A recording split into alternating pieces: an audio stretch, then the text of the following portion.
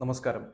2023 May മാസത്തിൽ മണിപ്പൂരിൽ വംശീയ കലാപം പൊട്ടിപ്പുറപ്പെട്ടതിന് ശേഷം മണിപ്പൂർ മുഖ്യമന്ത്രി എൻ ബീരൻ സിംഗ് ആദ്യമായി പ്രധാനമന്ത്രി നരേന്ദ്രമോദിയെ കാണുമെന്നാണ് പ്രതീക്ഷിക്കുന്നത്.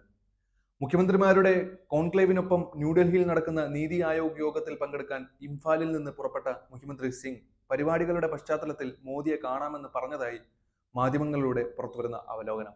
ജൂണിൽ NDAയിലെ 20-ലധികം മണിപ്പൂർ MLAമാർ പ്രധാനമന്ത്രിയെ കാണുമെന്ന പ്രതീക്ഷയിൽ ന്യൂഡൽഹിയിൽ ക്യാമ്പ് ചെയ്തിട്ടുണ്ടായിരുന്നു. നീതി ആയോഗ് യോഗത്തിൽ പ്രധാനമന്ത്രി അധ്യക്ഷനാകുകയും മുഖ്യമന്ത്രിമാരുടെ സമ്മേളനം അദ്ദേഹത്തിന്റെ സാന്നിധ്യത്തിലുമായിരിക്കും നടക്കാൻ പോകുന്നത്. മണിപ്പൂരിലെ നിലവിലുള്ള സാഹചര്യം ചർച്ച ചെയ്യാനുള്ള പദവി തനിക്കുണ്ടെന്നും നിലവിലെ പ്രതിസന്ധിക്ക് അടിയന്തര പരിഹാരം തേടി താനൊരു അഭ്യർത്ഥന നടത്തി നോക്കുമെന്നുമാണ് മുഖ്യമന്ത്രി സിംഗ് പറഞ്ഞത്.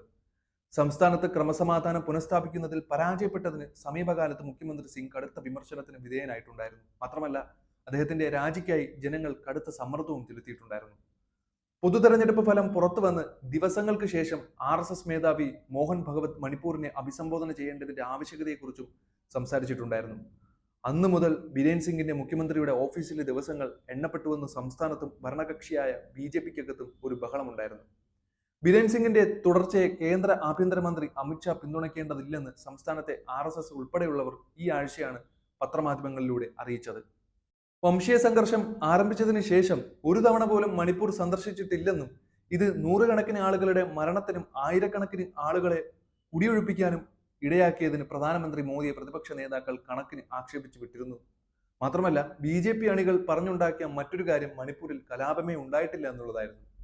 വെട്ടിലായി എന്ന തിരിച്ചറിവ് വന്നതോടെ മണിപ്പൂരിലെ പ്രതിസന്ധി പരിഹരിക്കാൻ മികച്ച വിഭവങ്ങളും ഭരണ സംവിധാനങ്ങളും നീക്കിവെച്ചിട്ടുണ്ടെന്ന് മോദി അവകാശപ്പെട്ടു. എന്നാൽ 11 മാസമായി അക്രമം തുടരുകയും ആയുധങ്ങളും വെടിക്കോപ്പുകളും കൊള്ളയടിക്കുകയും അക്രമത്തിന് കാരണമായി കൊണ്ടിരിക്കുന്നു എന്നതാണ് ഒരു വസ്തുത. ആൾക്കൂട്ടം കൊള്ളയടിച്ച ആയുധങ്ങളെക്കുറിച്ചുള്ള റിപ്പോർട്ടുകൾ ആദ്യം വന്നത് താഴ്വാര ജില്ലകളിൽ നിന്നാണ്. അവ തിരികെ നൽകാൻ ആളുകളെ പ്രേരിപ്പിക്കാൻ എൻ ബീരേൻ സിംഗ് സർക്കാരിനെ നയിച്ചിട്ടുണ്ടായിരുന്നു. കൊള്ളയടിച്ച ആയുധങ്ങൾ തിരികെ കൊണ്ടുവരാൻ ഇംഫാലിലുടനീളം വിവിധ സ്ഥലങ്ങളിൽ കരുതൽ ഏർപ്പെടുത്തിയിട്ടുണ്ടായിരുന്നു. എന്നാൽ അതിന്റെ ഒരു ഭാഗം മാത്രമാണ് ഇതുവരെ സംസ്ഥാന പോലീസ് കണ്ടെടുത്തത്.